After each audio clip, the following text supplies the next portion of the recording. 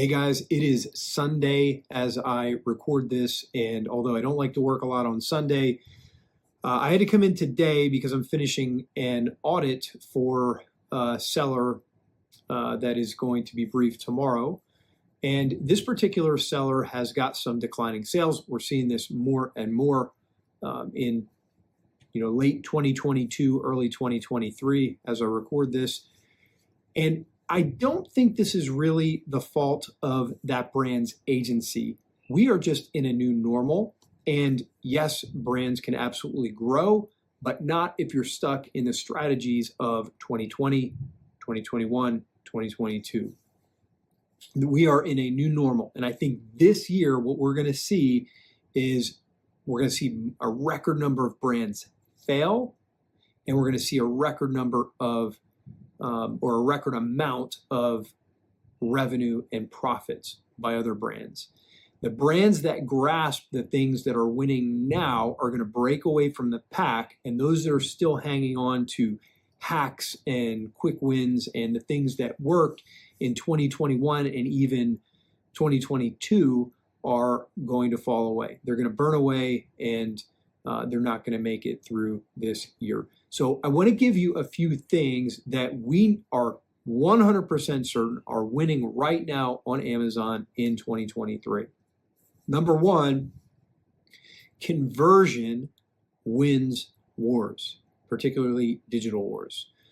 Brands that convert the best tend to win. And what I mean by conversion is if 10 potential customers visit your page and 2 purchase, that's a conversion rate of 20%, 2 out of 10. If 3 purchase, that's a conversion rate of 30%. This is making all the difference for brands right now. We see this all the time. We'll do an audit. We see a brand that's converting at 30%. It just depends on the category in terms of what normal is, but we'll see a brand that's converting super well. They're the brands that are growing right now. Brands that are not converting, that have low conversion rates, they're contracting. Let me give you an example of how powerful this is and how it works. I'm going to do another video on conversion, so I don't want to spend too much time on this. If you sell a product for maybe $10 a piece, every sale gets you $10 per unit. And all of your cost of goods sold, maybe your fulfillment fees, your landed costs like freight and labor, they come to $5. $10, your costs are $5. That means you have another $5 in margin. Now, let's say your best converting keyword or your most important keyword for one reason or another cost you $1 per click. And out of 4 clicks, you get 1 sale. Click 1, no sale. Click 2, no sale. Click 3, no sale. Click 4, you get a sale. That means you spent $1, $2, $3, $4 in advertising to sell a $10 product. $10 minus $5 in other costs minus $4 in advertising leaves you a margin of 10%. Now, if you do nothing else, you don't change the way you advertise, you don't change anything else, but you increase your conversion, and now you're converting at maybe 30%, depending on the category, how strong your brand is, that could be reasonable. And let's say instead of converting at 25%, you go to 30% now, or 33%. It takes you 3 clicks to make a sale. Click 1, no sale. Click 2, no sale. Click 3, you get a sale. Now that leaves you $2.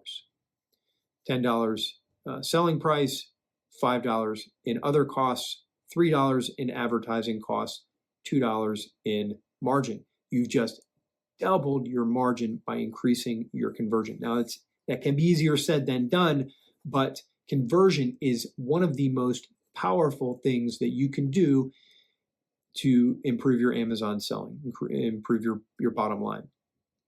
If I were to do that, every extra amount of margin that I've created through conversion, it can be reinvested, it can be taken out of the business, it can cover overhead, it can be rolled into a new product, whatever you want. But it does give you an advantage over your competitor who's still pressing the gas on only Amazon PPC. Now, how do I increase conversion? I'm going to do a whole video on that. And when we're talking about Amazon, it comes down to something very specific. Getting your unique quality or best benefits across to the customer. And you only have 3 ways to really do that in an Amazon listing. A super clear title, right? SEO comes behind sales copy. It comes behind clarity.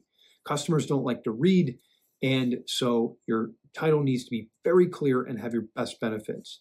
Your photos, I understand a lot of brands are bootstrapping. This is not where you save costs. Your Amazon is an extremely visual platform, and we need to put everything that we can into those photos, infographics, etc. And then 3, video. Video is where a customer can't pick up your product off the shelf, so they have to see somebody else doing it. They have to know how big it is relative to somebody like them, how it works in use, what it looks like, etc. So you've got titles, you've got images, and you've got video. Those are the 3 things that can be improved. And I've seen very, very, very few listings over the years, thousands of listings. I've seen very few that can't be significantly improved by improving one of those 3 things.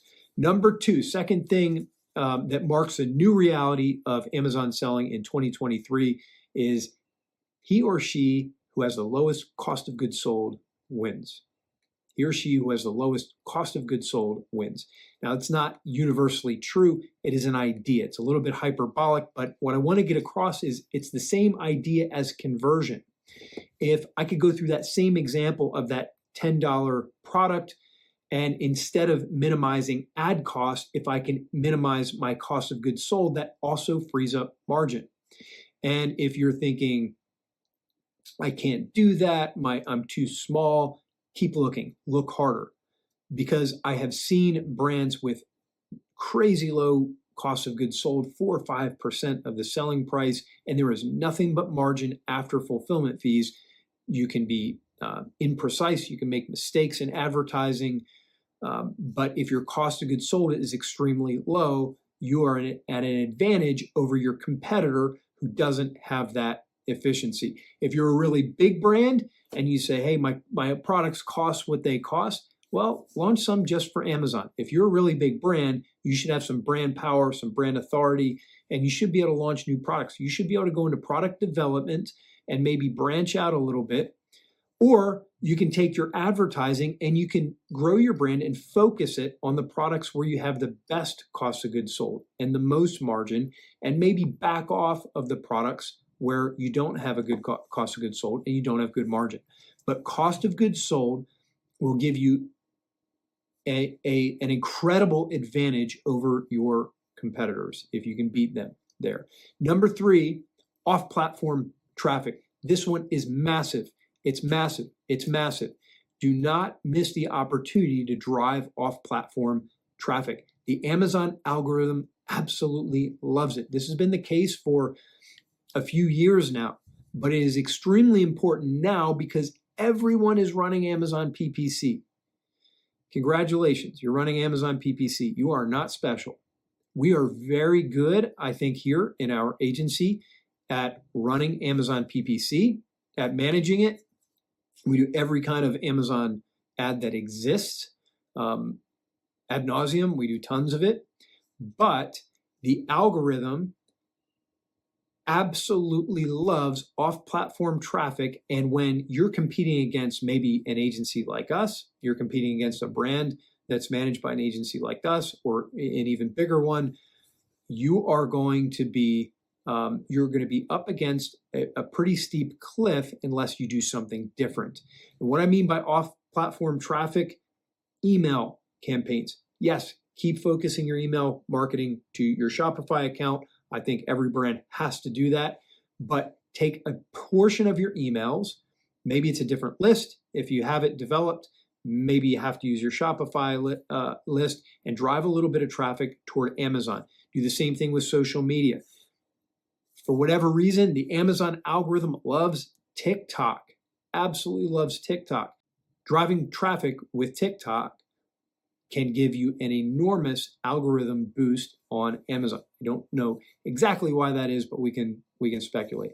Number 4, omnichannel, omnichannel, omnichannel. It is massively important. If you are a digitally native brand and you've made it, that's great. I wouldn't stay there. And I wouldn't just say, well, branch out and have a Shopify account. That's a no-brainer. That's a given. Your brand enthusiasts, your loyalists, they're going to want to shop on your Shopify or your BigCommerce account or whatever you use. But when you look at the rest of omnichannel, you look at whether brick and mortar or the lesser digital marketplaces like Target.com or HomeDepot.com or whatever you can get onto, they do you a massive amount of good on Amazon. There's an old saying, a rising tide raises all ships. And as a digital marketplace management agency, we manage all kinds of marketplaces. We're on, I think, 24 or brands that are on 24. We're working on 24 total right now, last count. But when we see a brand launch into brick and mortar, and they expect us, sometimes brands will say, hey, I've got to scale back my Amazon advertising because we're doing a big launch into Home Depot or CVS or whatever it is. I think a lot of times they expect me, sometimes they're almost apologetic and they're like, hey, we gotta meter this down a little bit because we have some other costs come in. I say, I am all for it. I am hugely pro launching in brick and mortar. I push our brands that are, we don't have a lot that aren't in brick and mortar now, but I push them very hard. I constantly beat that drum because what we see is when a brand is selling on Amazon and we don't do anything different, once they launch into brick and mortar, you see their growth curve grow. It goes up dramatically. That is very consistent. I've been in this game for I think 14 years now. I've never seen it any other way. Omnichannel, omnichannel, omnichannel. I realize we're talking about Amazon, but omnichannel will lift your Amazon sales. Customers will go and they'll find your product at, for the bigger brands, Walmart maybe, or even your local store, maybe an independent store. And when it runs out, they might just go to Amazon and buy it. More and more shoppers are kind of going back and forth between Amazon and other marketplaces, etc. Omnichannel. The last one I want to talk about is real estate, aka share of voice. This is extremely important. This is another trend we see. Brands that control share of voice for important keywords tend to be winning. Brands that just tried to rank at one point are not winning right now, if that's all they did. Now, let me explain share of voice for those of you that don't know what it is. Share of voice is, as I stated earlier, it's real estate. So if you look at a search for your most important keyword, let's say your most important keyword is shaving cream. If you enter shaving cream in and you see a bunch of search results come up on the Amazon search page, and let's say your product is ranked number 1. That's great, good job, but I wouldn't expect to stay there if it's the only place your brand shows up on that page.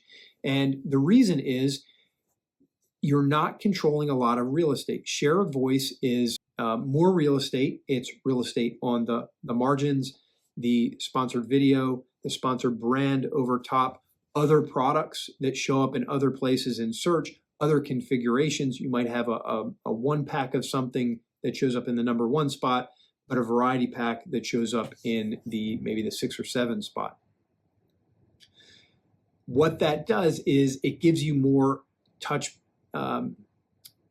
more visualization, I guess you might say. But if I'm a customer and it's not just big brands that win on Amazon, so I might know Nike, but I might not know your shoe brand. So when I search for my next pair of running shoes, it's going to help you to get traction when I see your brand everywhere, all over that real estate. When I see that you control the real estate with all kinds of different ads, I can see your video, I can click on it. Even if I don't purchase, you're basically running a commercial for me, and that brand that I didn't know a minute ago, the next time I search, assuming I don't buy, assuming I'm not compelled by your control of the real estate, the next time I come on, I'm going to remember your brand. Remarketing, that's another thing. I might not buy in this search, but there are ways on Amazon to remarket to where I see your brand later. I didn't buy it now. Now I'm doing a search for something else and I see your brand come up. Maybe I'm doing a search for food, your product is shoes, and I see your product come up on the margins because Amazon knows that at one point I was interested in your product. Share a voice. Own as much real estate as you can for important keywords. All right, guys, those are our 5 ways that Amazon has changed and things that you have to embrace in 2023 to win. Again, conversion wins digital wars. He or she who has the lowest cost of goods sold wins. Off-platform traffic, boost the algorithm. Omnichannel. I can't say that one enough. And then share of voice. All right, guys, please subscribe, give me a like, give me a comment. If there's a type of video you want to see, let me know. And if not, I will see you next time.